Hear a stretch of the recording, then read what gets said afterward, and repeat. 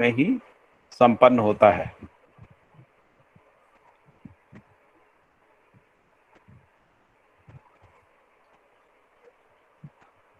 मानव जीवन का लक्ष्य सुख शांति संतोष आनंद ही है। संपूर्ण वस्तु मूल्य भी इसी में प्रायोजित होते हैं। यानी इसका मतलब ये है कि संपूर्ण जो वस्तु मूल्य है यानी जो उत्पादन है उसका प्रयोजन भी सुख शांति संतोष आनंद ही है। तो सुख शांति संतोष एवं आनंद मूल्य त्रयानुभूति के प्रमाण हैं। मूल्य त्रयानुभूति का मतलब स्थापित मूल्य, शिष्ट मूल्य और वस्तु मूल्य है। अनुभूति सत्तामयता एवं स्थापित मूल्यानुभूति में होती है। तो जैसा हम लोग पहले भी पढ़ते आ रहे हैं कि जो अनुभूति है वो क्रिया में जो व्यापक वस्तु की स्थिति है जिसको अपन सत्तामयता कहते हैं उसकी अनुभूति होती है। तो जो चैतन्य इकाई है उसमें जो स्थापित मूल्यानुभूति के रूप में सत्तामयता होती है। यही आप्लावन आह्लाद उत्साह एवं प्रसन्नता है। जो अनुभूति है यानी जो सत्तामयता में स्थापित मूल्यमयता में होती है उसी को कह रहे हैं कि ये आप्लावन है, आह्लाद है, उत्साह है एवं प्रसन्नता है। फिर आगे कहा गया कि स्थापित मूल्यानुभूति ही अंततो गत्वा प्रेममयता की अनुभूति है। हम लोगों ने पहले भी पढ़ा है कि सभी मूल्य जो हैं वो प्रेम ही है। प्रेम को ही प्रकारांतर से 9 मूल्यों के रूप में इंगित किया गया है। अनुभवमयता ही प्रेममयता और प्रेममयता ही जीवनमयता, जीवनमयता ही अभ्युदयमयता, अभ्युदयमयता ही सत्यमयता में अनुभवमयता है। तो यहाँ लिख रहे हैं कि अनुभवमयता क्या है तो प्रेममयता है। प्रेममयता क्या है? जीवनमयता, जीवनमयता अभ्युदयमयता और अभ्युदयमयता ही सत्यमयता और सत्यमयता में अनुभवमयता है। यही अभ्यास की चरम उपलब्धि है।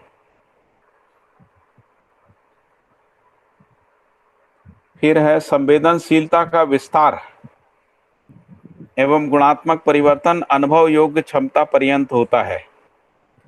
ऐसी क्षमता का विकास जीवावस्था से प्रारंभ होता है और दिव्य मानवीयता की अवस्था में परिपूर्ण होता है। संवेदनशीलता का विस्तार अर्थात गुणात्मक परिवर्तन अनुभव योग्य क्षमता पर्यंत होता है। ऐसी क्षमता का विकास जीवावस्था से प्रारंभ होता है और दिव्य मानवीयता की अवस्था में परिपूर्ण होता है। पूर्णता के प्रति जो पीड़ा है वही संवेदना है। यही संवेदना सामाजिकता के लिए उत्प्रेरित करती है। यह उत्प्रेरणा बाध्यताएं इच्छाएं तीव्र इच्छाएं संवेग व्यवहार में एवं उत्पादन में अभिव्यक्त होते हैं। तो पूर्णता के प्रति जो पीड़ा है वही संवेदना है। यही संवेदना सामाजिकता के लिए उत्प्रेरित करती हैं और यही उत्प्रेरणा बाध्यता इच्छाओं में, इच्छाएं तीव्र इच्छा संवेग में और संवेग व्यवहार एवं उत्पादन में अभिव्यक्त होते हैं। फलतः यही मानवीयता में स्थापित मूल्यों की अहर्ता है। यही अहर्ता क्रम से सामाजिकता का निर्वाह में स्पष्ट है। यही अहर्ता क्रम से सामाजिकता का निर्वाह में स्पष्ट है और सामाजिक मूल्यों का अनुभव करती है। स्थापित मूल्यों में प्रेम से श्रेष्ठ मूल्य है। प्रेम श्रेष्ठ मूल्य से नहीं होगा, है ना। स्थापित मूल्यों में प्रेम श्रेष्ठ मूल्य है। सभी स्थापित मूल्य प्रेम से संबद्ध हैं ही। प्रेम ही विशालतम प्रभावशाली मूल्य है।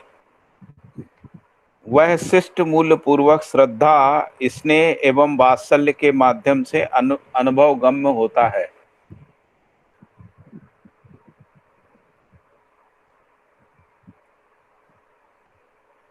स्थापित मूल्यों में प्रेम श्रेष्ठ मूल्य है। सभी स्थापित मूल्य प्रेम से संबद्ध हैं ही। प्रेम ही विशालतम प्रभावशाली मूल्य है। वह शिष्ट मूल्य पूर्वक श्रद्धा, स्नेह एवं वात्सल्य के रूप में अनुभव गम्य होता है, जिससे ही सामाजिकता का निर्वाह, शिष्ट मूल्यों की अभिव्यक्ति एवं वस्तु मूल्य का संयमन होता है। यानी किससे? प्रेम से। और प्रेम का मतलब क्या है? शिष्ट मूल्य सहित, शिष्ट मूल्य पूर्वक श्रद्धा, स्नेह और वात्सल्य से। तो श्रद्धा, स्नेह एवं वात्सल्य के माध्यम से अनुभव गम्य होता है और इसी से सामाजिकता का निर्वाह, शिष्ट मूल्यों की अभिव्यक्ति एवं वस्तु मूल्य का संयमन होता है।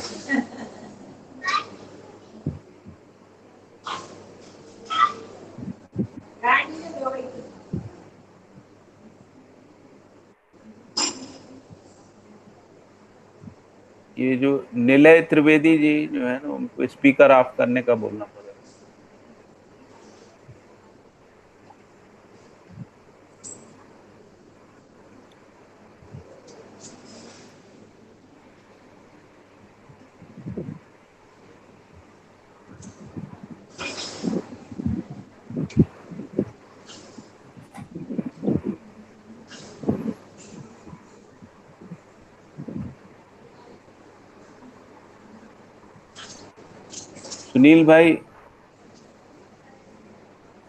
सुनील भाई या संदीप भाई, ये निलय त्रिवेदी जी हैं, उनको अपना स्पीकर ऑफ करने का बोलना पड़ेगा।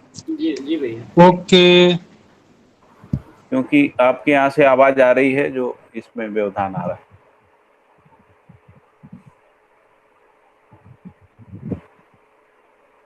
ठीक है। स्थापित मूल्यों में प्रेम श्रेष्ठ मूल्य है। सभी स्थापित मूल्य प्रेम से संबद्ध हैं ही। प्रेम ही विशालतम प्रभावशाली मूल्य है। वह शिष्ट मूल्य पूर्वक श्रद्धा, स्नेह एवं वात्सल्य के माध्यम से अनुभव गम्य होता है, जिससे ही सामाजिकता का निर्वाह, शिष्ट मूल्यों की अभिव्यक्ति एवं वस्तु मूल्य का संयमन होता है। यही अर्थ का सदुपयोग होने का यथार्थ रूप है। यही अर्थ का सदुपयोग होने का यथार्थ रूप है। अर्थ का सदुपयोग होना सर्ववांछित तथ्य है। यह स्थापित मूल्यानुभूति पूर्वक ही संपन्न होता है। प्रेमानुभूति ही स्वतंत्रता को स्पष्ट करती है। प्रेमानुभूति के बिना स्वतंत्रता पूर्वक मानवीयता का निर्वाह करना संभव नहीं है। प्रेमानुभूति ही स्वतंत्रता को स्पष्ट करती है। प्रेमानुभूति के बिना स्वतंत्रता पूर्वक मानवीयता का निर्वाह करना संभव नहीं है। स्वतंत्रता जीवन का लक्ष्य है। मानवीयता से परिपूर्ण होना स्वतंत्रता की प्रतीति। मानवीयता से परिपूर्ण होना स्वतंत्रता की प्रतीति। प्रेमानुभूति का भास एवं उसकी संभावना का आभास होता है। मानवीयता से परिपूर्ण होना स्वतंत्रता की प्रतीति, प्रेमानुभूति का भास एवं उसकी संभावना का आभास है या होता है। ये ही स्पष्टता पूर्वक अनुभव में प्रमाणित होते हैं। प्रेमानुभूति का प्रधान लक्षण अनन्यता है। प्रत्येक मनुष्य अपने से विकसित के साथ अनन्यता को स्थापित करने के लिए बाध्य है ही। विकसित इकाइयों के द्वारा अविकसित के साथ वात्सल्य आदि मूल्यानुभूति सहित शिष्ट मूल्यों की अभिव्यक्ति ही उसका स्वभाव है। श्रद्धा एवं विश्वास में अनुभूति प्रेमानुभूति योग्य क्षमता को प्रदान करती है। प्रेमानुभूति का प्रधान लक्षण अनन्यता है। प्रत्येक मनुष्य अपने से विकसित के साथ अनन्यता को स्थापित करने के लिए बाध्य है ही। विकसित इकाई के द्वारा अविकसित के साथ वात्सल्य आदि मूल्यानुभूति सहित शिष्ट मूल्यों की अभिव्यक्ति ही उसका स्वभाव है। श्रद्धा एवं विश्वास में अनुभूति प्रेमानुभूति योग्य क्षमता को प्रदान करती है। श्रद्धा एवं विश्वास में अनुभूति प्रेमानुभूति योग्य क्षमता को प्रदान करती है। मानवीयतापूर्ण जीवन में प्रत्येक मनुष्य में से के लिए विश्वास का अनुभव करने योग्य क्षमता विकसित होती है। मानवीयतापूर्ण जीवन में प्रत्येक मनुष्य में से के लिए विश्वास का अनुभव करने योग्य क्षमता स्थापित होती है। मानवीयतापूर्ण जीवन में सर्वप्रथम अनुभव में आने वाला स्थापित मूल्य विश्वास ही है। दूसरा मूल्य श्रद्धा है। इन दोनों का योगफल ही क्रम से प्रेमानुभूति पर्यंत क्षमता को जागृत करता है। स्थापित मूल्यानुभूति क्रम में ही प्रेमानुभूति है। यह क्रम से ममता, स्नेह, विश्वास, कृतज्ञता, वात्सल्य, सम्मान, गौरव, श्रद्धा एवं प्रेम है। एक क्रम से क्यों लिखा हुआ है? क्योंकि जब मानव संतान जन्म लेती है तब से जो मूल्य निर्वाह का क्रम है वो इसी प्रकार से होता है। पहले ममता, फिर स्नेह, फिर विश्वास, इसके बाद कृतज्ञता, कृतज्ञता के साथ वात्सल्य, वात्सल्य से सम्मान, सम्मान, फिर गौरव, श्रद्धा और प्रेम। इसका क्रम यही है। सामाजिकता में परिपूर्णता ही प्रेमानुभूति योग्य क्षमता है। सामाजिकता में परिपूर्णता ही प्रेमानुभूति योग्य क्षमता है। स्वतंत्रता पूर्वक सामाजिकता का आचरण ही सामाजिकता की परिपक्वता है। स्वतंत्रता पूर्वक सामाजिकता का आचरण ही सामाजिकता की परिपक्वता है। स्वतंत्रता ही प्रेमानुभूति का प्रधान लक्षण है। प्रेमानुभूति में वैविध्यता नहीं है। अन्य सभी स्थापित मूल्य प्रेमानुभूति में से के लिए सोपान हैं। वस्तु मूल्य एवं शिष्ट मूल्य स्थापित मूल्यों में समर्पित होने के लिए बाध्य हैं। अनुभव का तात्पर्य क्रम पूर्वक प्राप्तोत्पत्ति ही है। जो प्राप्त है उसके बारे में प्राप्तोत्पत्ति ही है। मनुष्य में क्रमानुभूति केवल मूल्य त्रय ही है। वस्तु मूल्य से शिष्ट मूल्य वरीय हैं और शिष्ट मूल्य से स्थापित मूल्य अति वरीय हैं। मनुष्य में क्रमानुभूति केवल मूल्य त्रय ही है। जो वस्तु मूल्य, शिष्ट मूल्य और स्थापित मूल्य है, उसमें वस्तु मूल्य से शिष्ट मूल्य वरीय है और शिष्ट मूल्य से स्थापित मूल्य वरीय है। स्थापित मूल्यों में से प्रेम पूर्ण मूल्य है। स्थापित मूल्यों में से यानी जो 9 स्थापित मूल्य हैं उसमें से प्रेम पूर्ण मूल्य है। इसी सत्यता से स्पष्ट परिज्ञान होता है कि प्रेमानुभूति के अनंतर ही वास्तविकताएं स्पष्ट होती हैं। इसी सत्यता से स्पष्ट परिज्ञान होता है कि प्रेमानुभूति के अनंतर ही वास्तविकताएं स्पष्ट होती हैं। प्रकृति की सीमा में वास्तविकताएं होती हैं। प्रेममयता की अनुभूति कृतकृत्यता है। प्रेममयता की अनुभूति कृतकृत्यता है और कुछ करना शेष ना हो, यही कृतकृत्यता है। गुणात्मक परिवर्तन के संदर्भ में से के लिए ही दायित्व एवं कर्तव्य प्रमाणित होते हैं। अनुभव मय क्षमता से संपन्न होने पर्यंत दायित्व एवं कर्तव्य का अभाव नहीं है। गुणात्मक परिवर्तन के संदर्भ में से के लिए ही दायित्व एवं कर्तव्य प्रमाणित होते हैं। अनुभव क्षमता से संपन्न होने पर्यंत कर्तव्य एवं दायित्व का अभाव नहीं है। उसके अनंतर वह स्वभावगत होता है।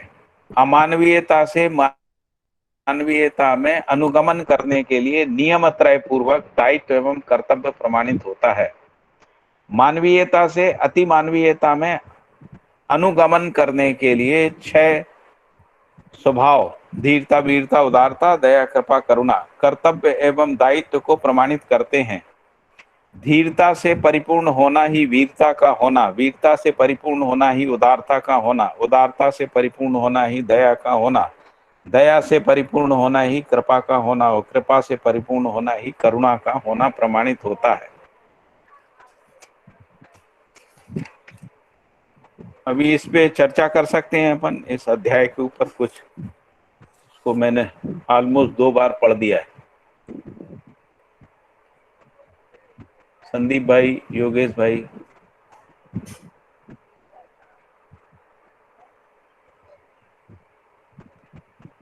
भास्कर भाई।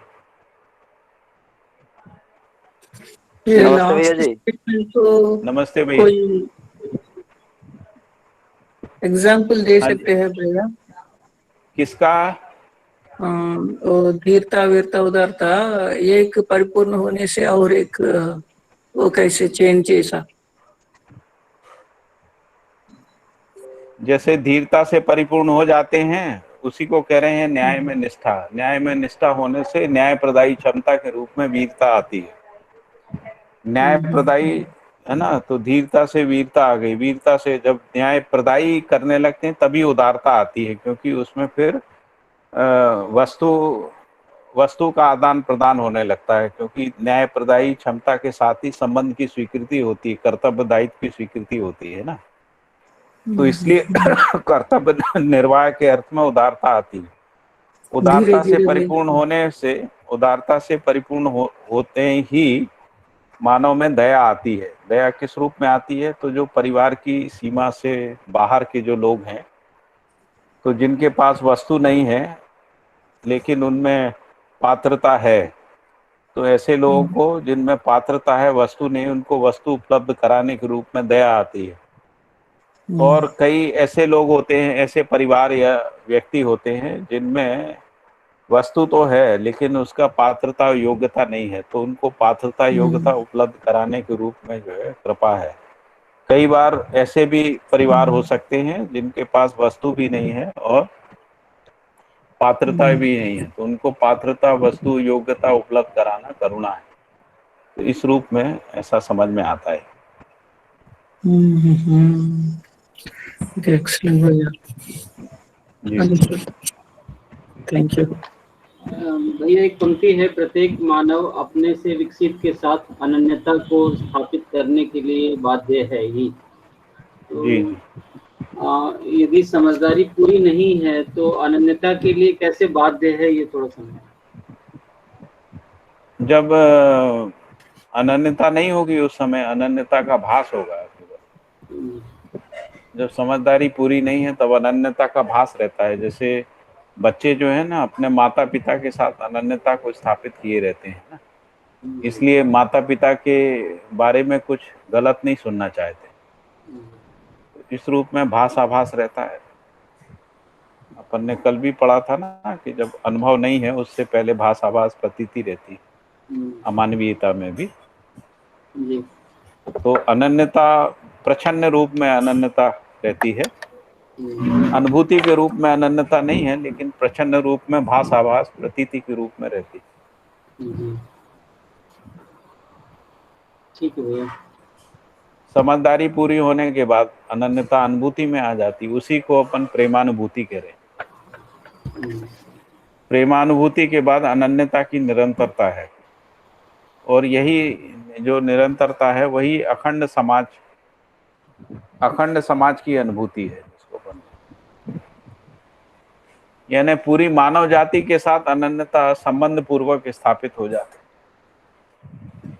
जब कोई भी ऐसा नहीं है जिसके साथ हम कहें कि उससे हमारा कोई संबंध नहीं है, तो इस संबंध की निरंतरता यानी सह अस्तित्व, सहज जो निरंतरता है संबंध की, वो बनी रहती।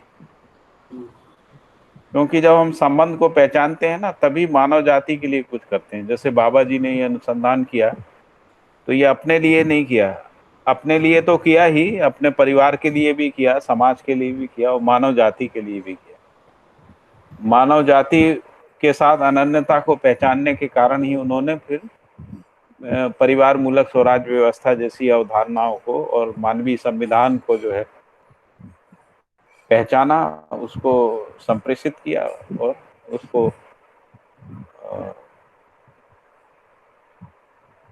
व्यक्त किया है ना, उसको प्रतिपादित किया।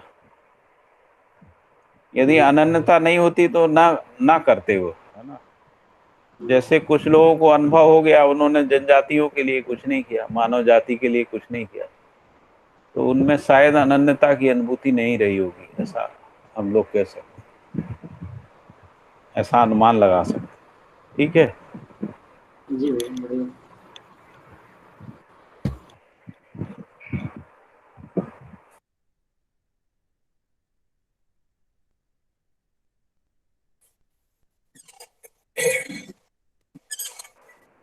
हाँ जी, और कोई मुद्दा?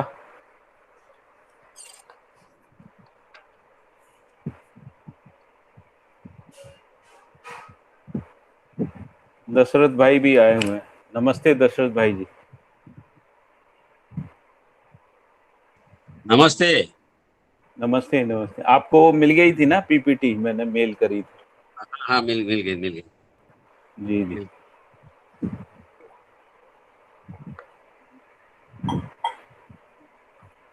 और दिनेश भाई भी हैं ना साथ में आज। दिनेश भाई जी को भी नमस्ते। नए जो लोग हैं उनको मैं कह रहा हूँ, पोषक भाई से तो हो गई बात है ना। हाँ नमस्ते भैया, नमस्ते। तो और कोई मुद्दा है क्या इस अध्याय में? इस अध्याय में नहीं हो तो फिर आगे बढ़ा जाए।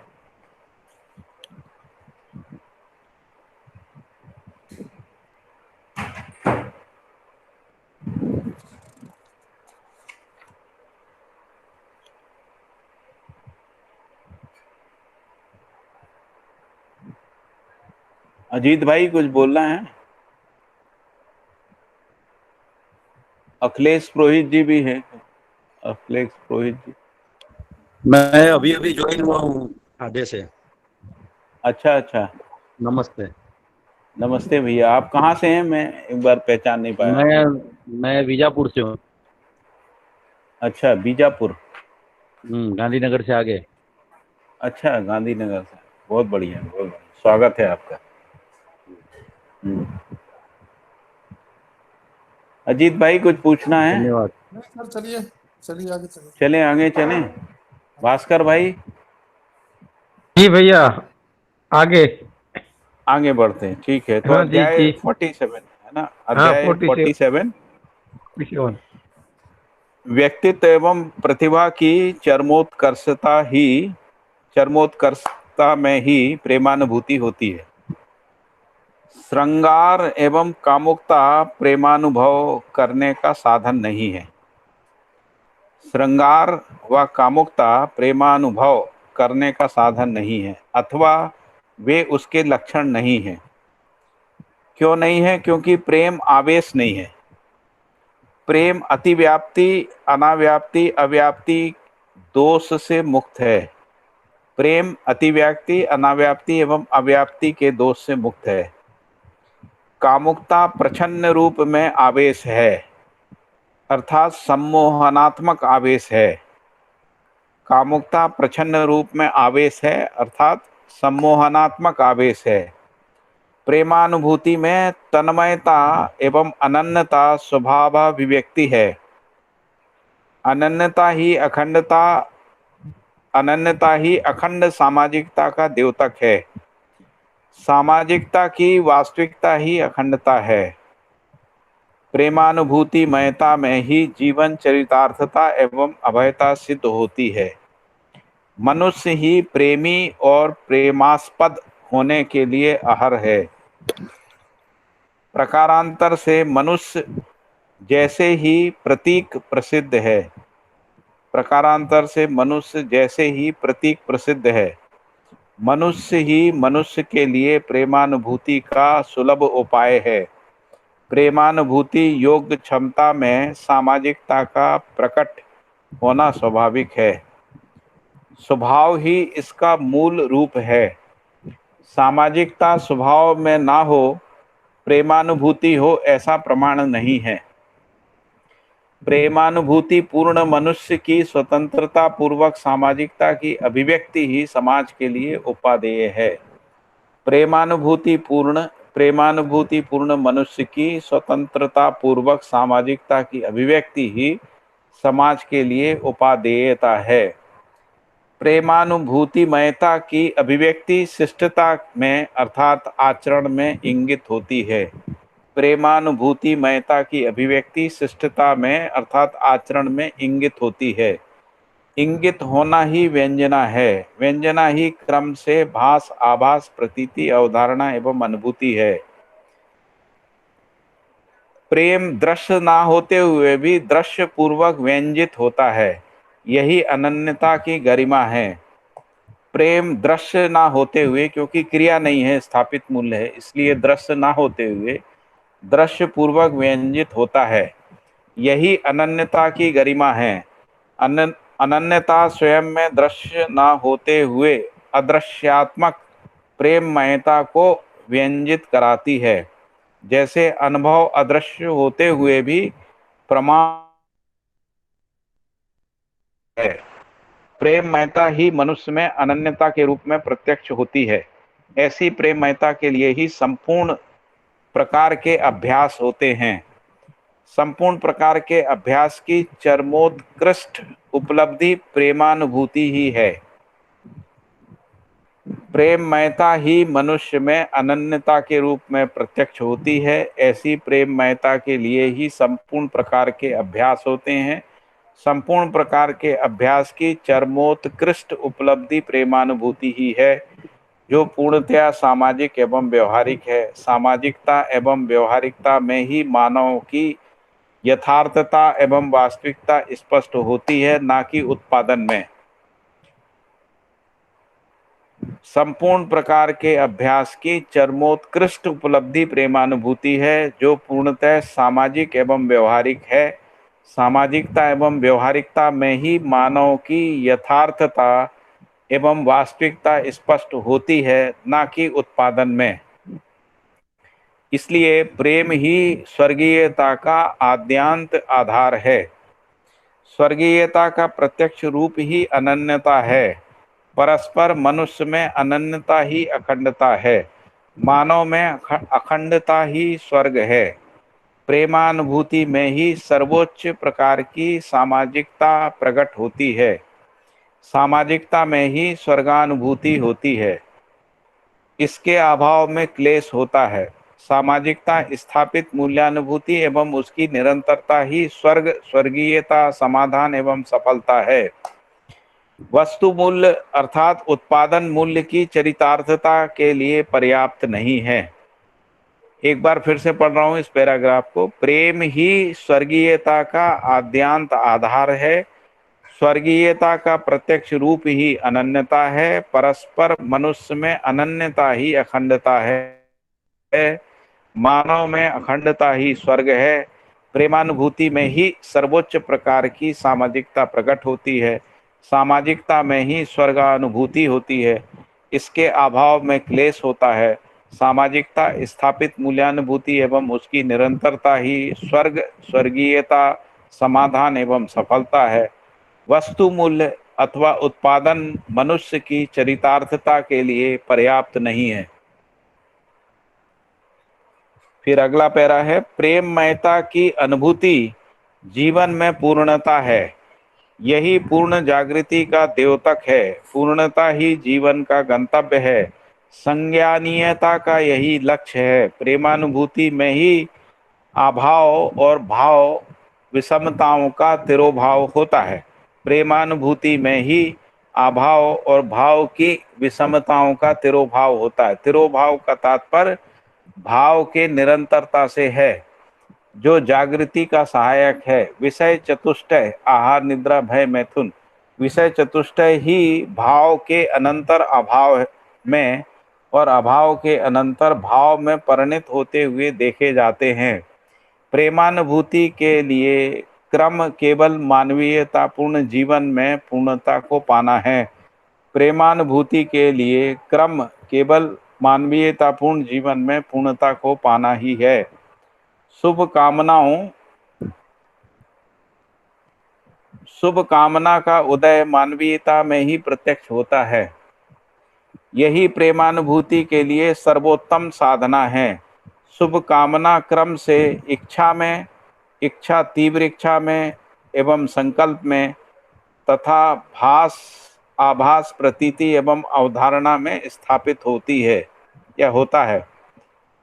शुभ कामना क्रम से इच्छा में, इच्छा तीव्र इच्छा में और संकल्प में तथा भास, आभास, प्रतीति एवं अवधारणा में स्थापित होता है या होती है। फलतः प्रेममयता का अनुभव होता है। मानव शुभ आशा से संपन्न है ही।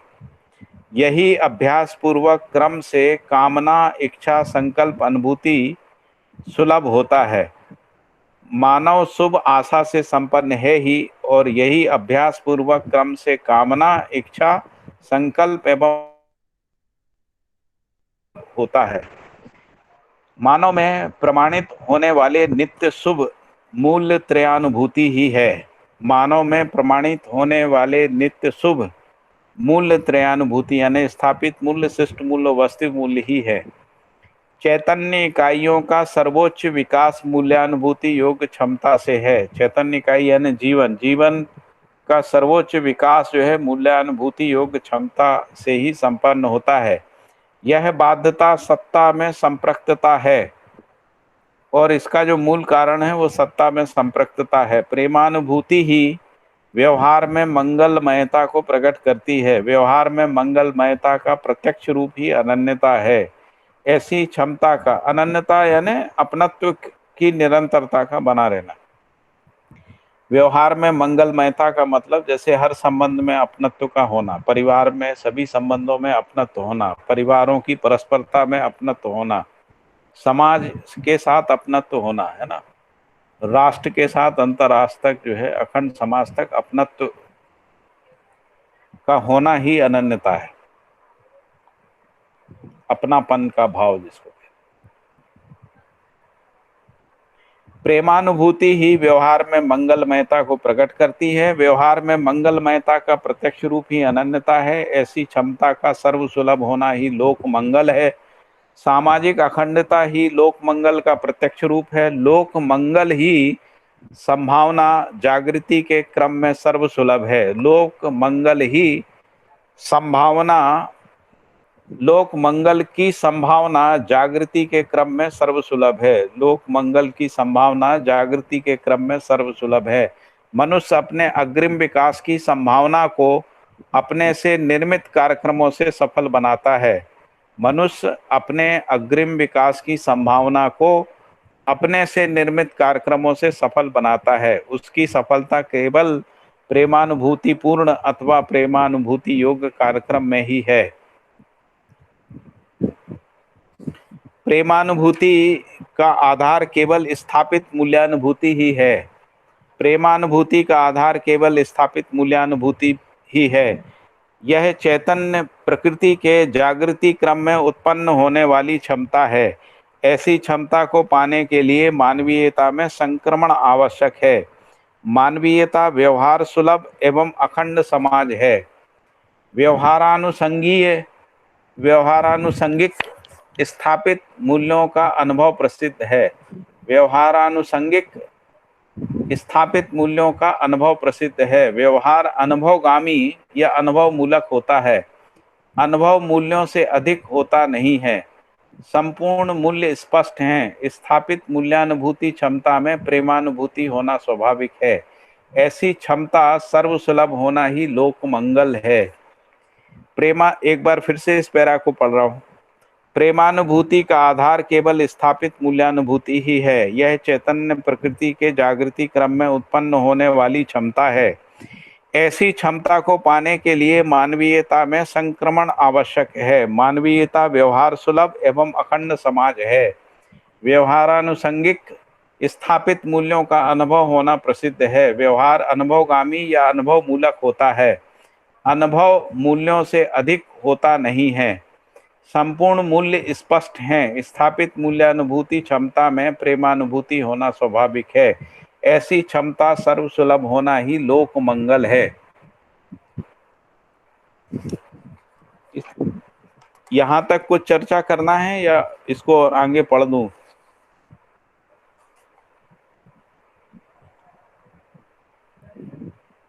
फाल्गुनी में संदीप भाई, हाँ भैया, इसको आगे पढ़ दूं या यहाँ इसमें कुछ पढ़ना है, बीच में चर्चा करना है। भैया मैं तो ऑफ हो गई थी, अभी पता नहीं। आप अभी ज्वाइन करें। हाँ, हाँ सुरेंद्र भैया, मैं कुछ कहना चाहती हूँ बोलिए। कि अनुभव मूल्यों से अधिक होता नहीं है। ये सेंटेंस थोड़ा सा आप स्पष्ट करेंगे? जी जी, जिसको हम लोग कह रहे हैं ना कि सत्ता में संपृक्त जड़ चैतन्य प्रकृति का ही अनुभव होता है या सह अस्तित्व में अनुभव होता है। तो सह अस्तित्व में अनुभव का मतलब है व्यापक जो वस्तु है उसमें अपने होने को पहचानना है। इस रूप में ही अपन अनुभव की क्रिया बोल। तो जो स्थापित मूल्य है वो उनकी व्यापकता है ना। स्थापित मूल्य जो है वो सत्तामयता को ही इंगित करते हैं। तो इसलिए उसी में अनुभव की घटना होती है, जिसको अपन अनुभव कह रहे हैं ना। ठीक है, इसीलिए लिखा है अनुभव मूल्यों से अधिक नहीं होता है ठीक ना। जी। और स्थापित मूल्यों में भी जो परम मूल्य है वो प्रेमी है जी और बाकी जो मूल्य हैं वो भी प्रेम में से ही हैं, ऐसा कहा उन्होंने। जी तो यानी क्योंकि व्यापक वस्तु दो नहीं है ना, व्यापक वस्तु एक ही है। जी तो फिर प्रश्न होगा कि 9 मूल्य क्यों लिखे हैं, ऐसा लोग पूछ सकते हैं ना, कि 9 क्यों जी। लिखा है जब एक ही है ये। हम्म, तो वो इसीलिए है क्योंकि अलग अलग क्रियाओं में अलग अलग तरीके से व्यापक वस्तु का पहचान होता है, इसीलिए इनको 9 के रूप में लिखा है जी। ना, ऐसा।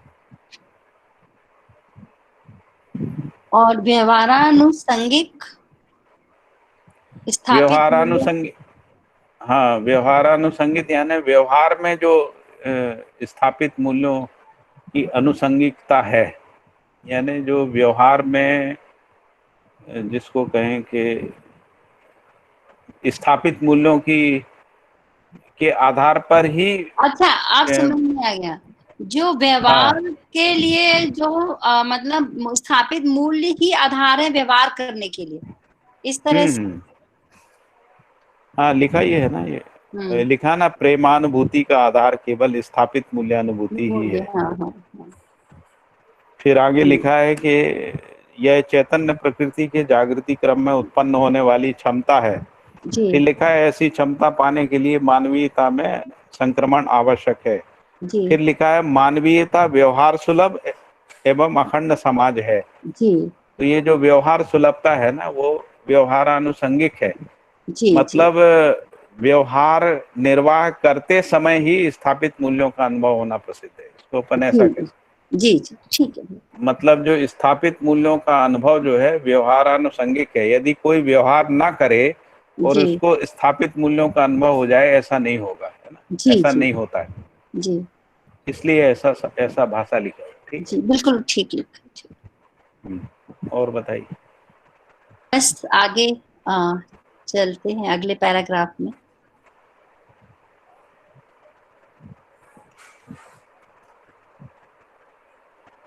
तो अगला पैराग्राफ है, सर्वमंगलमयता प्रेमानुभूति में ही है। सर्वमंगलमयता प्रेमानुभूति में ही है। बौद्धिक समाधान एवं भौतिक समृद्धि ही सर्वमंगलमयता का प्रत्यक्ष रूप है। लेकिन जब यहाँ पर ये बौद्धिक समाधान एवं भौतिक समृद्धि की बात कर रहे हैं, तब ये मानव परंपरा में बात कर रहे हैं ना। अखंड समाज में जब बौद्धिक समाधान एवं भौतिक समृद्धि की निरंतरता स्थापित हो जाना ही सर्वमंगलमयता का प्रत्यक्ष रूप है। तो ये व्यक्ति में और परिवार में बात नहीं कर रहे हैं ना। प्रेमानुभूति में अपव्ययता की संभावना नहीं है। अपव्ययता का मतलब जो अखंड समाज है उसकी बात कर रहे हैं। अखंड समाज सार्वभौम व्यवस्था में अपव्ययता नहीं है, वही प्रेमानुभूति में अपव्यय की संभावना नहीं है, ऐसा लिख। मानवीयता में संक्रमण ही अपव्ययता का तिरोभाव है। मानव जीवन चरितार्थ सर्वमंगलमयता में ही है। फिर लिखा है संपूर्ण योगाभ्यास की चरमोपलब्धि भी प्रेमानुभूति ही है। सत्य चिंतन से ही प्रेमानुभूति होती है। प्रेमानुभूति व्यवहारिक एवं सामाजिक है। प्रेमानुभूति योग्य क्षमता अमानवीयता में व्यवहारिक नहीं है। अमानवीयता सामाजिक नहीं है, इसलिए व्यवहारिक नहीं है। साथ ही मानवीयता पूर्ण जीवन में अमानवीयता संभव नहीं है। संपूर्ण योगाभ्यास की चरमोपलब्धि भी प्रेमानुभूति ही है। सत्य चिंतन से भी प्रेमानुभूति होती है। प्रेमानुभूति व्यवहारिक एवं सामाजिक है। प्रेमानुभूति योग्य क्षमता अमानवीयता में व्यवहारिक नहीं है।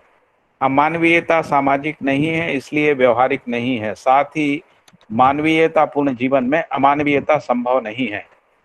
प्रेमानुभूति संपन्न होने के लिए सुचिता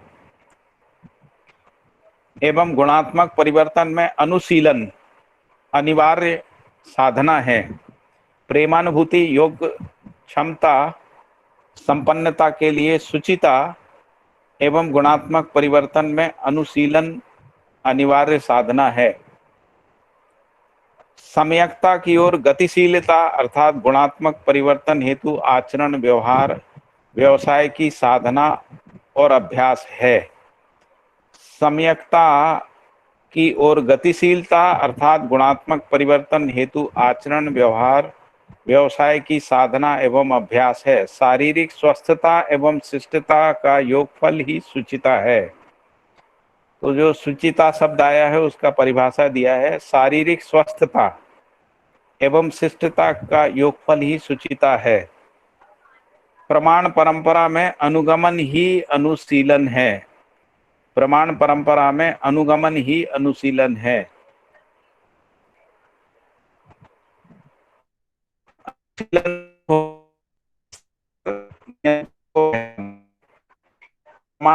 में अनुगमन ही अनुशीलन है।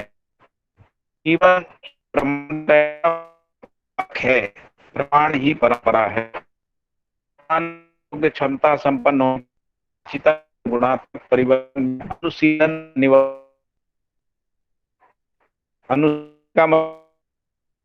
पान में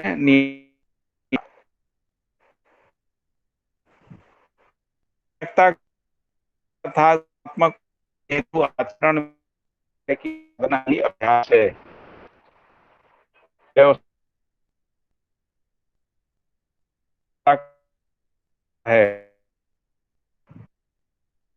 प्रमाण परम ही त्रय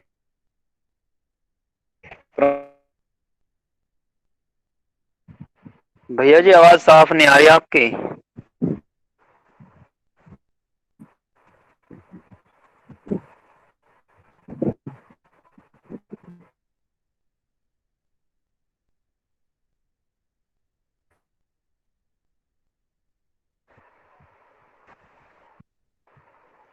अभी आ रही है?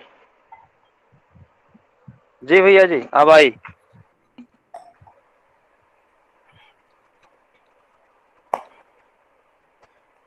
मनुष्य के चारों आयाम का पूर्ण जागृति ही प्रेमानुभूति योग्य क्षमता है।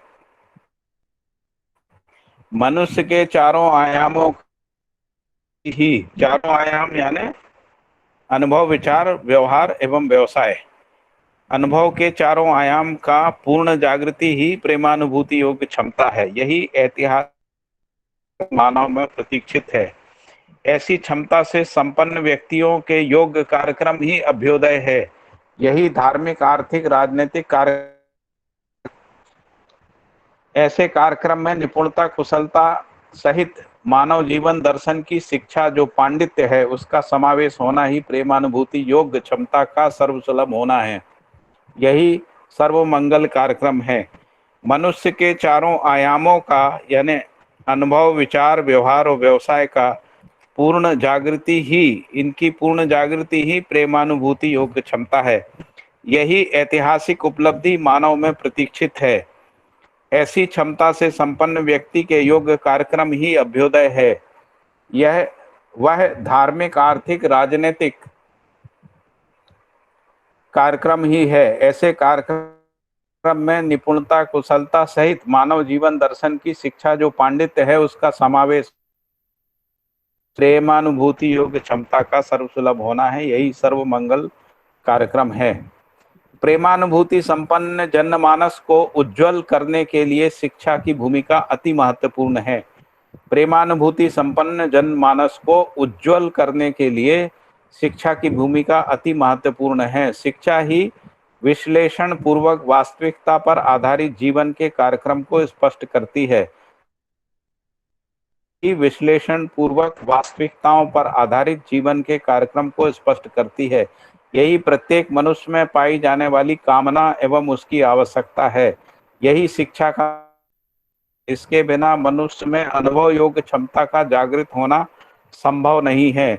शिक्षा व व्यवस्था ही जीवन में गुणात्मक परिवर्तन का स्रोत है। अंततोगत्वा यही अनुभव के लिए प्रेरणा है। वरिष्ठ अनुभूति प्रेमानुभूति ही है। यही पूर्णतया सामाजिक एवं व्यवहारिक है। प्रेमानुभूति, एक बार फिर से इस पैराग्राफ को पढ़ रहा हूं। प्रेमानुभूति संपन्न जनमानस को उज्जवल करने के लिए शिक्षा की भूमिका अति महत्वपूर्ण है। शिक्षा ही पूर्वक वास्तविकताओं पर आधारित जीवन के कार्यक्रम को स्पष्ट करती है। यही प्रत्येक मनुष्य में पाई जाने वाली कामना एवं उसकी आवश्यकता है। यही शिक्षा का दायित्व है। इसके बिना मनुष्य में अनुभव योग्य क्षमता का जागृत होना संभव नहीं है। शिक्षा व व्यवस्था ही जीवन में गुणात्मक परिवर्तन का स्रोत है। अंततोगत्वा यही अनुभव के है। वरिष्ठ अनुभूति प्रेमानुभूति ही है। यही पूर्णतया सामाजिक एवं व्यवहारिक है।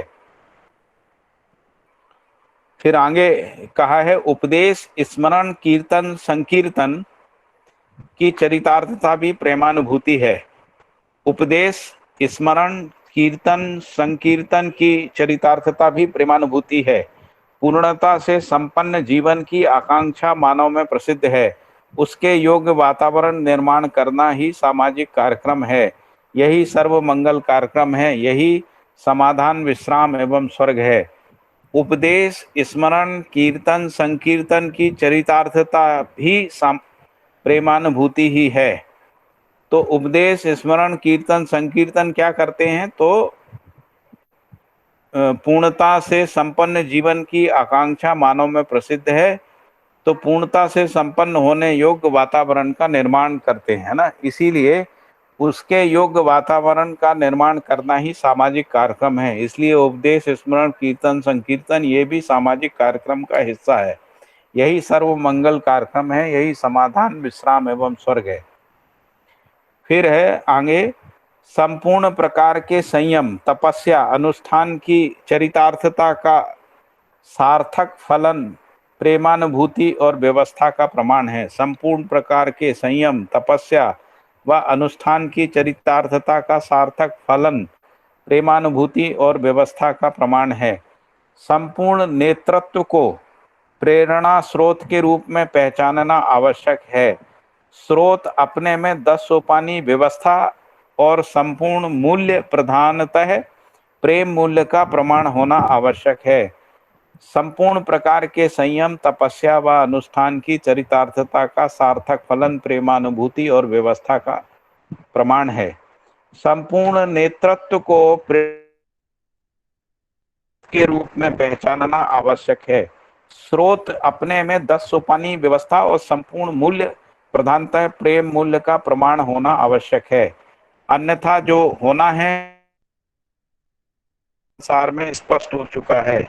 शिक्षा व्यवस्था संस्कृति सभ्यता श्रवण मनन निधिध्यासन नित्य नैमित्तिक कर्म साहित्य कला भक्ति पूजा स्तवन गायन एवं प्रदर्शन समुच्चय की चरितार्थता और सार्थकता को भी प्रेमानुभूति और व्यवस्था में प्रमाणित होने के रूप में पहचाना जा सकता है।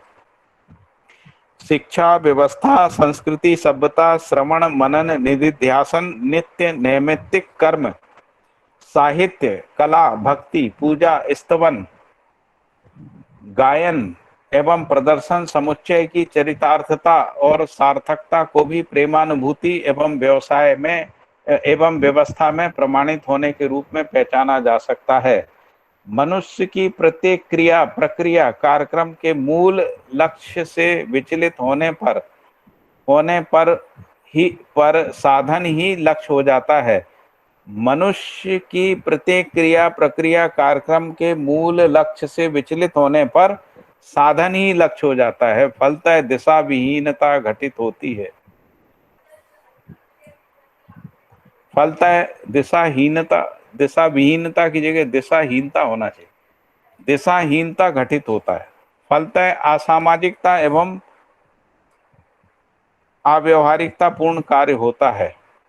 परिणामतः संदिग्धता, सशंकता, भयपूर्वक वर्ग संघर्ष एवं युद्ध होता है। अस्तु, उक्त सभी प्रकार के अथक प्रयास का प्रेममयता के अर्थ में कार्यक्रम संपन्न होना ही उसकी चरितार्थता है।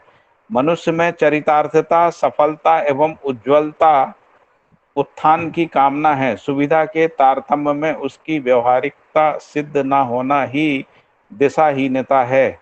इसका निराकरण केवल मूल्य त्रयानुभूति ही है। प्रधानतः स्थापित मूल्यानुभूति योग्य कार्यक्रम मानवीयता में चरितार्थ होता है। उसे स्थापित, प्रस्थापित एवं आचरित करना ही समाज एवं सामाजिक संस्थाओं का आद्यंत कार्यक्रम है। यही मानवीयता में सर्वसामान्य सुलभ उपलब्धि है। मानवीयता के बिना मनुष्य जीवन सुखी नहीं है, या मनुष्य का सुखी होना संभव नहीं है। इसे सर्वसुलभ करने का कार्यक्रम शिक्षा में पूर्णता को स्थापित करना है। तात्पर्य उत्पादन एवं व्यवहार शिक्षा से संयुक्त अध्ययन होने से है, जो विज्ञान के साथ चैतन्य पक्ष का, मानव विज्ञान के साथ संस्कार पक्ष का, दर्शन शास्त्र के साथ क्रिया पक्ष का, साहित्य के साथ तात्विक पक्ष का, समाजशास्त्र के साथ मानवीय संस्कृति एवं सभ्यता पक्ष का, राजनीति शास्त्र के साथ मानवीयता को संरक्षणात्मक नीति का, और अर्थशास्त्र के साथ तन मन धन धनात्मक अर्थ के सदुपयोग एवं सुरक्षात्मक नीति का, भूगोल और इतिहास के साथ मानव तथा मानवीयता का अध्ययन है। यही व्यवहार एवं व्यवसाय शिक्षा के लिए सर्वसुलभ उपाय है। एक बार इस पैराग्राफ को फिर से पढ़ दे रहा हूं। संपूर्ण प्रकार के संयम अनुष्ठान की चरितार्थता का फलन प्रेमानुभूति और व्यवस्था का प्रमाण है। संपूर्ण नेतृत्व को प्रेरणा स्रोत के रूप में पहचानना आवश्यक है। स्रोत अपने में 10 सोपानी व्यवस्था एवं संपूर्ण मूल्य प्रधानतः प्रेम मूल्य का प्रमाण होना आवश्यक है। अन्यथा जो होना है वह भ्रमित संसार में स्पष्ट हो चुका है। शिक्षा, व्यवस्था, संस्कृति, सभ्यता, श्रवण, मनन, निधिध्यासन, नित्य नैमित्तिक कर्म, साहित्य, कला, भक्ति, पूजा, स्तवन, गायन एवं प्रदर्शन समुच्चय की चरितार्थता और सार्थकता को भी प्रेमानुभूति और व्यवस्था में प्रमाणित होने के रूप में पहचाना जा सकता है। प्रत्येक क्रिया प्रक्रिया कार्यक्रम के मूल लक्ष्य से विचलित होने पर साधन ही लक्ष्य हो जाता है, फलतः दिशाहीनता घटित होता है, फलतः असामाजिकता एवं अव्यवहारिकता पूर्ण कार्य होता है। परिणामतः संदिग्धता, सशंकता एवं भयपूर्व वर्ग संघर्ष एवं युद्ध होता है। अस्तु, उक्त सभी प्रकार के अथक प्रयासों का प्रेम कार्यक्रम संपन्न होना ही चरितार्थता है। मनुष्य में चरितार्थता, सफलता एवं उज्ज्वलता, उत्थान की कामना है। सुविधा के तारतम्य में उसकी व्यवहारिकता सिद्ध न होना ही दिशाहीनता है। इसका निराकरण केवल मूल्य त्रयानुभूति ही है। सामान्यतः स्थापित मूल्यानुभूति योग्य कार्यक्रम मानवीयता में चरितार्थ होता है। उसे स्थापित, प्रस्थापित एवं आचरित करना ही समाज एवं सामाजिक संस्थाओं का आद्यंत कार्यक्रम है। यही मानवीयता में सर्वसामान्य सुलभ उपलब्धि है। मानवीयता के बिना मनुष्य जीवन सुखी नहीं है, या मनुष्य का सुखी होना संभव नहीं है। इसे सर्वसुलभ करने का कार्यक्रम शिक्षा में पूर्णता को स्थापित करना है। तात्पर्य उत्पादन एवं व्यवहार शिक्षा से संयुक्त अध्ययन होने से है, जो विज्ञान के साथ चैतन्य पक्ष मनोविज्ञान के साथ संस्कार पक्ष, मानव विज्ञान की जगह मनोविज्ञान के साथ संस्कार पक्ष का, दर्शन शास्त्र के साथ क्रिया पक्ष का, साहित्य के साथ तात्विक पक्ष का, समाज शास्त्र के साथ मानवीय संस्कृति एवं सभ्यता पक्ष का, और राजनीति शास्त्र के साथ मानवीयता को संरक्षणात्मक नीति का, और अर्थशास्त्र के साथ तन मन धनात्मक अर्थ के सदुपयोग एवं सुरक्षात्मक नीति का, नीति पक्ष का, और भूगोल और इतिहास के साथ मानव और मानवीयता का अध्ययन है। यही व्यवहार एवं व्यवसाय शिक्षा के लिए सर्वसुलभ उपाय है।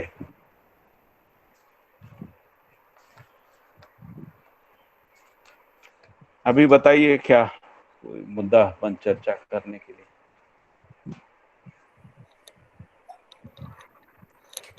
सुनीता पानी और चाहिए।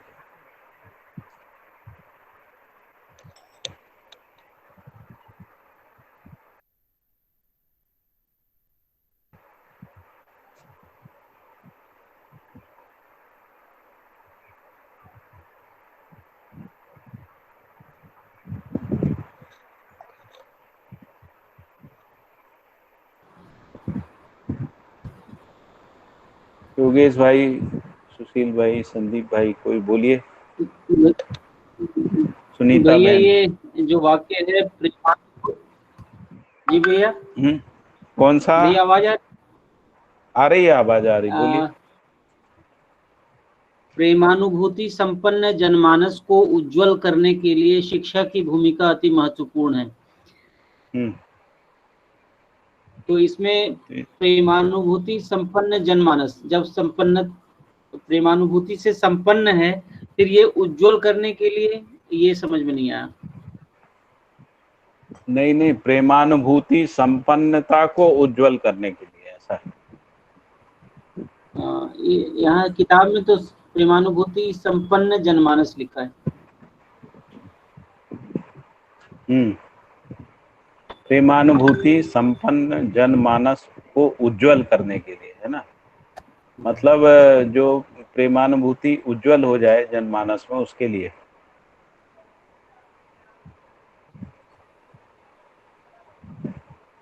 ठीक है, वो अर्थ ऐसे ही है जी। मतलब प्रेमानुभूति के बाद कॉमा लगा देने से शायद ये स्पष्ट हो जाता है। संपन्न जनमानस को उज्जवल करने के लिए प्रेमानुभूति, ऐसा। यही अर्थ आ रहा है।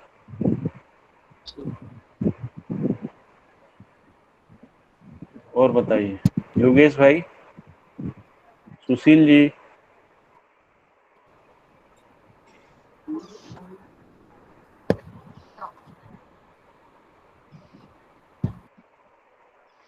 योगेश भाई, आवाज नहीं आ रही आप। भैया। हाँ, अब आई। हाँ जी, हाँ जी।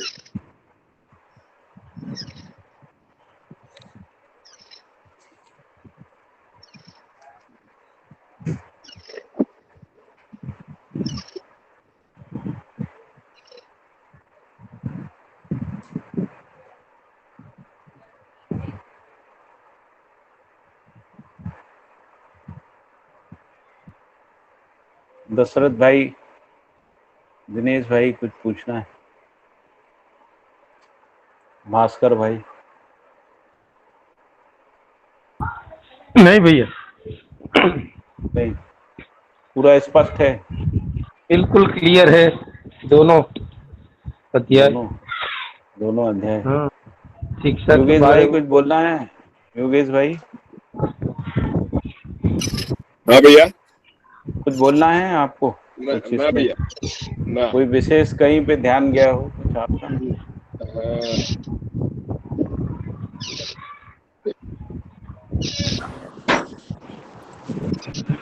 हाँ भैया।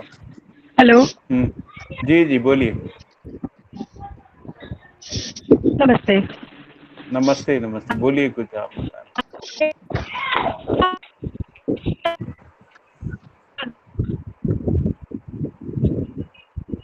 आपकी आवाज नहीं आ रही है।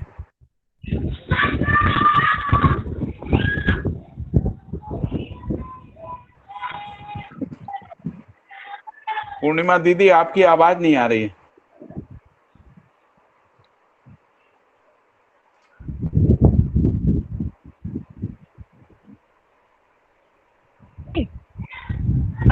अभी भी नहीं आ रही? अब आई, अभी आई। हाँ, कुछ बोल रहे थे ना। हाँ, ये पूछ और का नहीं आई, आवाज नहीं आ रही, कट कट के आ रही है ना, आवाज नहीं आ रही है।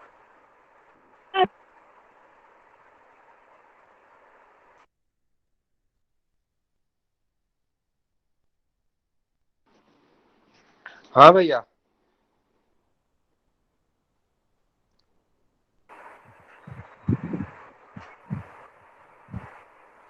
हाँ भैया।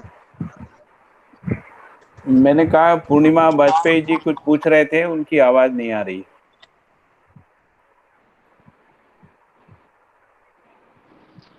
हाँ, वो नेटवर्क नहीं पकड़ रहा होगा भैया। अभी आने लगी, हाँ बोलिए। अभी आ रही है? हाँ भैया, एक पूछ रही थी, हाँ, इच्छा और कामना में क्या अंतर है? हाँ, पहले इच्छा, वो पहले कामना है फिर इच्छा है, ऐसा है। फिर अच्छा, पहले संकल्प है, कामना होगी इच्छा फिर जो इच्छा है। होगी। हाँ, फिर अच्छा। इच्छा होगी, फिर इच्छा जो है वो संकल्प में जाएगी। इच्छा, तीव्र इच्छा, संकल्प, ऐसा है ना। कामना, कामना के बाद इच्छा, इच्छा के बाद जो है वो तीव्र इच्छा, तीव्र इच्छा से तो ये संकल्प। हाँ हाँ, अच्छा, फिर ये जैसे अनुभवगामी जो संकल्प है, इसका तो विकल्प भी हो जाता है ना कई बार। अनुभवगामी संकल्प जैसे होगा तो इसका विकल्प भी होता है ना, है ना। अनुभव मूलक रहता है वो फिर निरंतर बना रहता है संकल्प, है ना। अनुभव अच्छा, मूलक में तो अनुभव के दूसरे बाद सीधे संकल्प है ना। संकल्प ही, अनुभव हाँ, मूलक सीधे संकल्प में होगा, वो नहीं अनुभव के बदलता। बाद सीधे संकल्प, वहाँ तीव्र इच्छा नहीं है। हाँ और हाँ। संकल्प फिर तीव्र इच्छा में आता है, उल्टा हो जाता है। अनुभव से संकल्प, यानी संकल्प का मतलब है कि स्वीकृति के रूप में संकल्प है ना। उसी को अनुभव की स्वीकृति के रूप में जो है बोध है, बोध ही संकल्प है। और संकल्प ही तीव्र इच्छा पूर्वक प्रमाणित होने के लिए दौड़ता है ना। तो अनुभव ही प्रमाणित होने के लिए दौड़ता है, वो संकल्प पूर्वक ही है ना। हाँ, ठीक है। और हम लोगों के अंदर सुख की कामना है, कामना से फिर इच्छा है, हाँ उसकी पूर्ति के लिए हाँ इच्छा है, इच्छा से तीव्र इच्छा हाँ है, तीव्र इच्छा पूर्वक ही जो है हम अध्ययन और अभ्यास करते हैं। अध्ययन अभ्यास पूर्ण होने से तीव्र इच्छा संकल्प में, यानी जैसे ही हमको साक्षात्कार होता है तो वो संकल्प में आ जाता है। संकल्प में आते ही जो है फिर हम उसको प्रमाणित करने के लिए सक्रिय हो जाते हैं ना। यह संवेग आता है, जो प्रमाणित होने का संवेग आता है। ये प्रमाणित होने का संवेग ही व्यवहार और व्यवसाय में उतरता है ना। तो व्यवहार व्यवसाय में उसको प्रमाणित करते हैं, ऐसा है।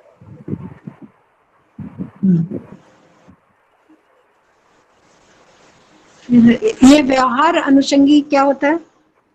व्यवहार अनुषंगिक मतलब व्यवहार में ही स्थापित मूल्यों का अनुभव होता है। मतलब व्यवहार अनुषांगिक स्थापित मूल्यों का अनुभव है। यदि व्यवहार नहीं है तो स्थापित मूल्यों का अनुभव नहीं है। जिनको हम लोग विश्वास, सम्मान बोल रहे हैं ना, ममता, वात्सल्य, स्नेह, कृतज्ञता, गौरव, ये व्यवहार में ही प्रमाणित होते हैं, अनुभव होता है। इनका अनुभव व्यवहार में, इसीलिए व्यवहारानुषंगिक है। मतलब व्यवहार नहीं है तो नहीं है, ऐसा, उसी पर आधारित है, ऐसा बोल सकते। व्यवहार पे आधारित, यानी यदि व्यवहार नहीं है तो स्थापित मूल्यों का अनुभव नहीं है, ऐसा।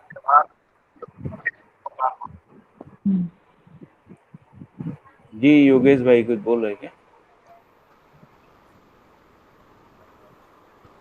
ये पहले पैराग्राफ में वो एक वाक्य है जो हाईलाइटेड है, प्रकारांतर से मानव जैसे ही प्रतीक प्रसिद्ध है।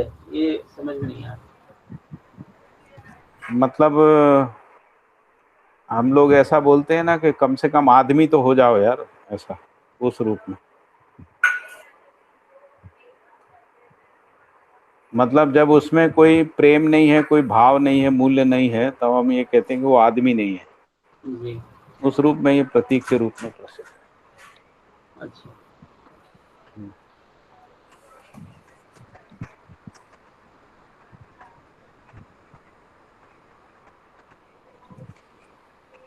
और कोई मुद्दा?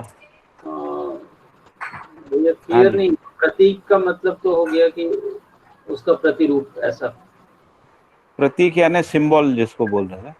सिंबल। हाँ, जैसे मान लीजिए कि हम लोग कहते हैं कि जो देवी देवता होते हैं ना, उनकी मूर्तियां जो हैं वो प्रतीक हैं। जी। हाँ, वैसे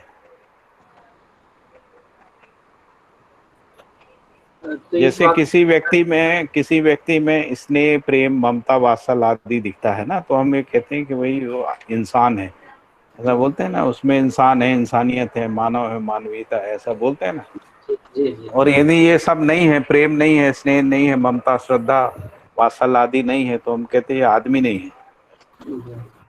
तो इसीलिए लिख रहे हैं कि मनुष्य ही प्रेमी और प्रेमास्पद होने के लिए आहार है। प्रकारांतर से मनुष्य जैसे ही प्रतीक प्रसिद्ध है ना, ऐसा। मनुष्य ही मनुष्य के लिए प्रेमानुभूति का सुलभ उपाय है।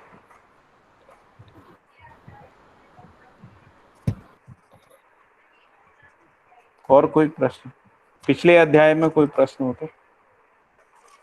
46 आपने कहा पूर्णिमा दीदी ने पूछा था इच्छा और जी। कामना में क्या अंतर है, तो आपने हाँ कहा कामना है सुखी होने की कामना, उसके बाद इच्छा है, उसके बाद संकल्प है। तो हाँ, उसके बाद उसमें तीव्र इच्छा है, कामना तीव्र इच्छा इच्छा का के बाद अंतर स्पष्ट नहीं हुआ।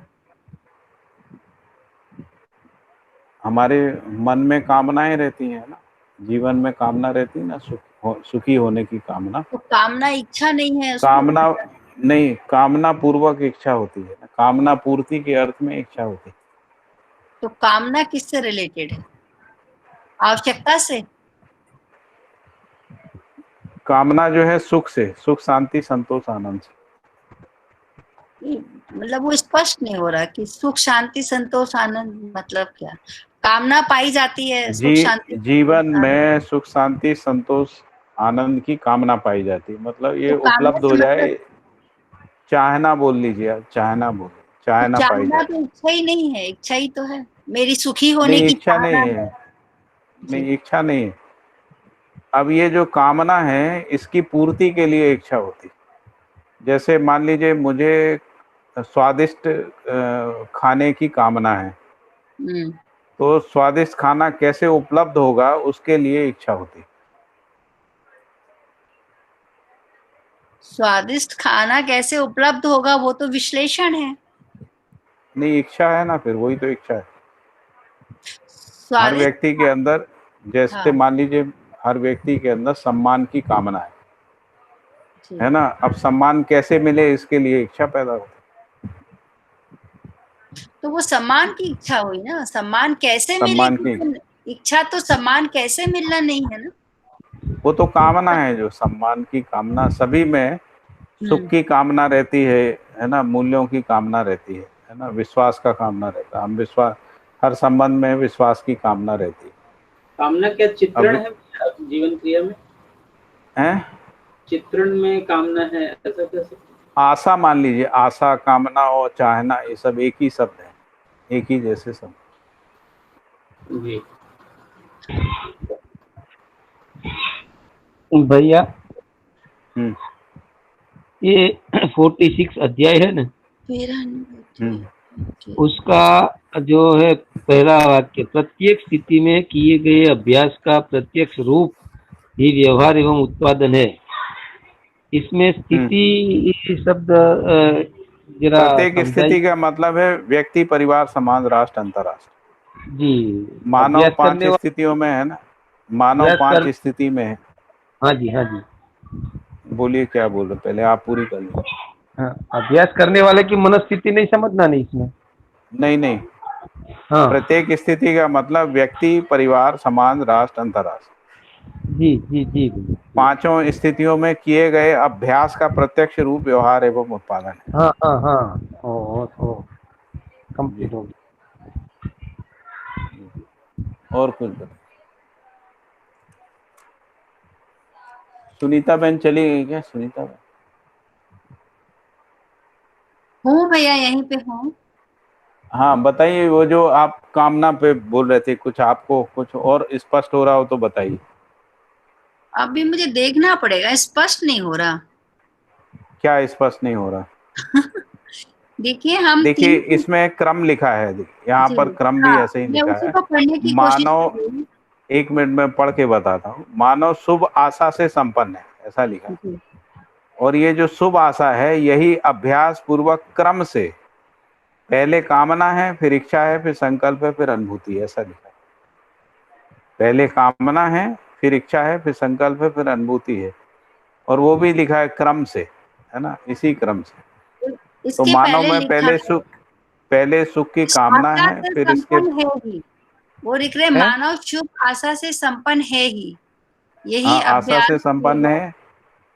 हाँ, क्रम मानव से में कामना, इच्छा, कामना, इच्छा, संकल्प संकल्प। और अनुभूति हाँ सुलभ होती।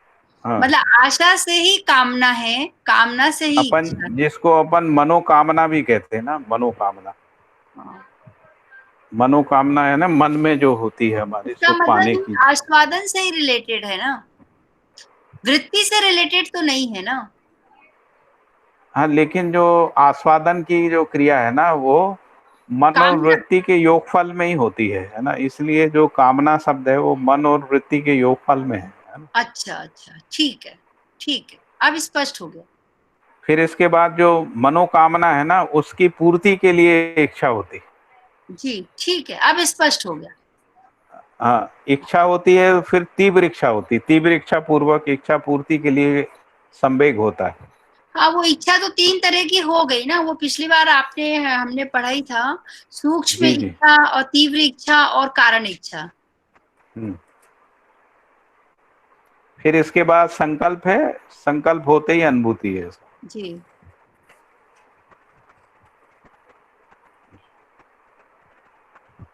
और बताइए।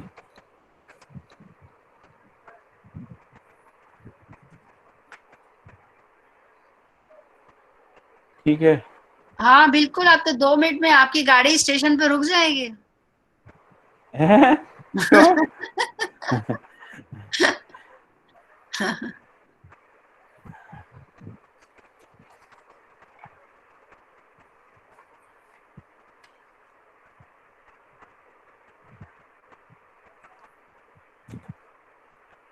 एक्चुअली क्या होता है कि जब हम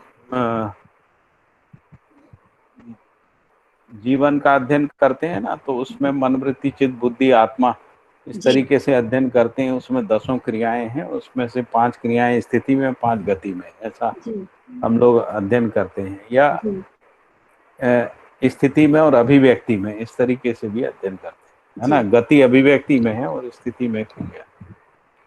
लेकिन जब हम व्यवहार का अध्ययन करते हैं, तो व्यवहार, क्योंकि ये जो जीवन का क्रिया होती है ना, ये व्यवहार में परावर्तित होती है ना। जी तो जब व्यवहार में परावर्तित होती है, तब उसमें बिल्कुल भी पता नहीं लगता है कि व्यवहार में कौन सा हिस्सा मन का है, कौन सा वृत्ति का है, कौन सा चित्त का है, कौन सा, है ना। व्यवहार रूपी जो क्रिया है, उसमें 5 क्रियाओं के योगफल में व्यवहार होता जी है ना। उसमें ऐसा नहीं होता कि इतना हिस्सा मन वाला है, इतना वृत्ति का है, इतना चित्त का है, इतना बुद्धि का है, जी और इतना जो है ना आत्मा का है, ऐसा उसका। इसी से ये पता लगता है कि जो जीवन की क्रियाएं हैं वो अविभाज्य वर्तमानता में है ना। जी नहीं तो अविभाज्य वर्तमानता सिद्ध नहीं होगी। जी तो जीवन का जो क्रियाकलाप है, जब व्यवहार और व्यवस्था में या व्यवसाय में परावर्तित होता है ना, जिसको अपन कह रहे हैं, है ना, न्यायपूर्ण व्यवहार की निरंतरता के रूप में, है ना, जी तो वहां पर अविभाज्यता स्पष्ट होती है। जी अविभाज्यता ही जो जीवन क्रियाओं की अविभाज्यता का प्रमाण है। मतलब जिसको अपन ये कह रहे हैं ना कि जीवन जो है मन, वृत्ति, चित्त, बुद्धि और आत्मा के अविभाज्य वर्तमानता के रूप में एक इकाई है ना। परंपरा ने इसको जी अलग अलग माना है ना। अपनी जो परंपरा है, दर्शन परंपराएं हैं, वो इसको अलग अलग मानती। वो कहते हैं मन अलग है, वृत्ति अलग है, चित्त अलग है, बुद्धि अलग है, आत्मा अलग है ना। जी अब इनमें जो ये अलग अलग है, इसमें फिर वो ये सिद्धि नहीं कर पाते कि इसमें मैं कौन हूँ। जी तो फिर वो कहते हैं कि मैं जो है वो अहंकार है, ऐसा अहंकार कर दिया उसको, जी है ना। और फिर वो कहते हैं कि अहंकार जो है वो समाप्त हो जाता है, तो जी अहंकार का अस्तित्व ही नहीं है, ऐसा भी जाते हैं। तो इसलिए मेरा अपना होना ही नहीं है, ओ तो इसलिए मैं हूँ ही नहीं, क्योंकि मैं तो इसलिए ऐसा मर जोड़ा गया। जाऊंगा। हाँ मैं तो मर जाऊंगा और मैं आत्मा तो हूँ नहीं, क्योंकि आत्मा तो परमात्मा का अंश है। जी तो इसीलिए वो जो मैं का होना है वो मिलता ही नहीं है पूरी उसमें। जी, यहाँ पर क्या हुआ है कि बाबा जी ने मन इसलिए वृत्ति मैं चित्त का बुद्धि होने को आत्मा विलीन कर दिया। है। मैं के होने को इसलिए उन्होंने विलीन कर दिया। हाँ, मतलब मतलब आत्मा ये को दो परमात्मा बात। का अंश माना और मैं को अहंकार माना, तो मैं तो फिर विलीन हो ही गया जैसे ही वो आत्मा में उसको अपना दिखा। तो नहीं, कौन को दिखा? आत्मा है ही नहीं ना, वो तो अच्छा, आदर्शवादी परंपरा कह परमात्मा रही है का कि अंश आप है जीव। ना। अरे आत्मा है परमात्मा का, मैं थोड़ी हूँ परमात्मा का अंश। नहीं वही मैं कह रही, जो मैं तो अहंकार को कह रहे हैं ना, वो आप जो वो कह तो रहे हैं। अहंकार को कह रहे, तो उसका अनस्तित्व सिद्ध हो गया ना। हाँ हाँ। मेरा होने, मेरे अपने होने का अनस्तित्व सिद्ध हो गया। हम्म तो बाबा जी यहाँ कह रहे हैं कि आत्मा ही मैं है ना, और जो मन वृत्ति चित्त बुद्धि है वो मेरा है। हम्म फिर कह रहे हैं मैं वो मेरा की अविभाज्यता है ना, हम्म अविभाज्य है। तो जो जीवन रूपी जो इकाई है वो मन वृत्ति चित्त बुद्धि आत्मा की अविभाज्यता में वर्तमान है, यानी वो एक इकाई है, ऐसा कह रहे हैं ना। जी अब इसको सिद्ध कैसे करेंगे, ये है ना। हाँ तो उसको सिद्ध इसी रूप में करते हैं कि जब वो व्यवहार में प्रमाणित होता है, जी जी व्यवहार में प्रमाणित। तो व्यवहार में जब प्रमाणित होता है तो हम इसका जब अध्ययन करते हैं तो हमको ये पता लगता है व्यवहार में मन वृत्ति चित्त बुद्धि आत्मा पांचों का के परावर्तन की जो क्रिया है वही व्यवहार में प्रमाणित होती है। इसलिए व्यवहार जो है, हम ऐसा नहीं कह सकते हम मन से व्यवहार कर रहे हैं, हम विचार से व्यवहार कर रहे हैं, हम इच्छा से व्यवहार कर रहे हैं, या हम बुद्धि से व्यवहार कर रहे हैं, ऐसा नहीं होता है। जी तो जो संबंध का स्वीकृति और संबंध में व्यवहार की निरंतरता, ये दो चीजें हैं व्यवहार प्रमाण के रूप में जीवन की अविभाज्यता को प्रमाणित करती हैं, जी है ना। इसी प्रकार से विचार है। तो विचार क्रिया को जब हम विश्लेषित करते हैं कहाँ, समाधान में, और समाधान को जब हम देखते हैं व्यवस्था में, या जी समाधान को व्यवहार की निरंतरता में देखते हैं, है ना। जी तो समाधान जो है वो पांचों क्रियाओं के एकत्व में ही सिद्ध होता है ना। जैसे हम्म व्यवहार जो है ना केवल व्यक्ति में सिद्ध नहीं होता, जी परिवार में भी सिद्ध नहीं जी होता, व्यवहार जो है अखंड समाज में ही सिद्ध होता है, जो व्यवहार की निरंतरता है। जी व्यवहार की निरंतरता ही समाधान है। जी तो इसलिए जो समाधान है वो भी जीवन इकाइयों, जीवन क्रियाओं की अविभाज्य वर्तमानता को सिद्ध करता है। इसी तरीके से व्यवस्था है ना। व्यवस्था केवल उत्पादन मूल्यों में सिद्ध नहीं होती है, व्यवस्था जो है उत्पादन मूल्य और व्यवहार के साथ समाधान में जो है व्यवस्था का प्रमाण आता है, जिसको अपन जी व्यवस्था कह रहे हैं। तो उसमें विचार व्यवहार यानी चारों आयाम की एक सूत्रता में ही व्यवस्था का प्रमाण आता है। और इसलिए व्यवस्था भी जो जिसको अपन व्यवस्था कह रहे हैं वो भी जीवन की अविभाज्य वर्तमानता को सिद्ध करती है। अब इसमें प्रश्न है कि जो जीवन की अविभाज्य वर्तमानता तो सिद्ध हो गई है, लेकिन इसमें सत्ता में संपृक्तता कैसे सिद्ध होगी, है ना। जी क्योंकि बाबा जी ने कहा है कि जो व्यापक वस्तु है वो एक एक अंश में भी पारगामी है, जी यानी वो मन वृत्ति चित्त बुद्धि में जितने भी अंश हैं उन सब में पारगामी जी है ना। यानी संपूर्ण क्रिया जीवन भी और संपूर्ण जीवन के अंश के रूप में जितना भी क्रिया है वो व्यापक वस्तु में संप्रक्त है। इसीलिए जीवन में 122 प्रकार के आचरण जो है ना वो स्थिति और गति में ही स्पष्ट होते हैं, जी है ना। उसमें से 61 स्थिति में है, जो स्थिति के रूप में है, जो जिनको हम लोग व्यापकता के रूप में पहचानते हैं। जी और ये स्थिति के रूप में जो क्रियाएं हैं ना उसी को सत्तामयता कहते हैं, और उसी की जो अभिव्यक्ति है सत्या, वही क्रिया है जिसको हम लोग अभिव्यक्ति संप्रेषणा और प्रकाशन में पहचानते हैं। जी तो इकाई का होना रहना का जो सह अस्तित्व है वही सत्ता में संपृक्तता का सह अस्तित्व है, और वही जो है जिसको हम सत्तामयता सहित इकाई का होना है ना, उसी को यहाँ प्रेमानुभूति कह रहे हैं ना। प्रेमानुभूति के साथ यानी मनुष्य जो है वो प्रेम और प्रेमास्पद दोनों है, क्योंकि उसमें प्रेमानुभूति की क्षमता है ना, और प्रेम भी मनुष्य से ही होता है, मनुष्य में ही होता है ना। इस तरीके से सह अस्तित्व का प्रमाण मिलता है जो सत्ता में संपर्क जड़ चैतन्य प्रकृति को प्रमाणित करता है। तो इसी तरीके से प्रेमास्पद क्या मतलब जिससे प्रेम किया जाता है ना, प्रेमास्पद। अच्छा ओ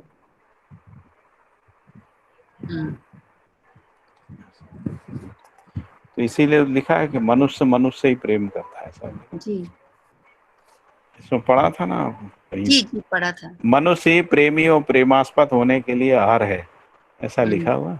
जी फिर लिखा है मनुष्य ही मनुष्य के लिए प्रेमानुभूति का सुलभ उपाय है, ऐसा लिखा। जी मतलब जीव के साथ प्रेम का प्रमाण नहीं है। जीव के साथ कोई बिल्ली कुत्ते को पाल ले, वो कहे कि हमारा उससे प्रेम हो गया है, तो वो प्रमाणित नहीं होता है, क्योंकि वो आहार नहीं है ना, वहां पे आहार का नहीं है। ठीक है जी भैया, बहुत बढ़िया। ठीक है हरिहर, फिर 10:06 हो गया है, फिर जी अपन हरि कल हर मिलते हैं। सभी को हरि हर। एक बार फिर से पढ़ लीजिएगा, बहुत बढ़िया ये अध्याय है। मैंने इसका एक डायग्राम बनाया है, तो वो मैं डाल दूंगा इसमें। मैं उससे रिलेट कर लूंगी। हाँ 45 वाला तो मैंने डाल दिया था, हाँ आप देखा मैंने हुआ देखा अध्याय था, पे। आपने डाल दिया।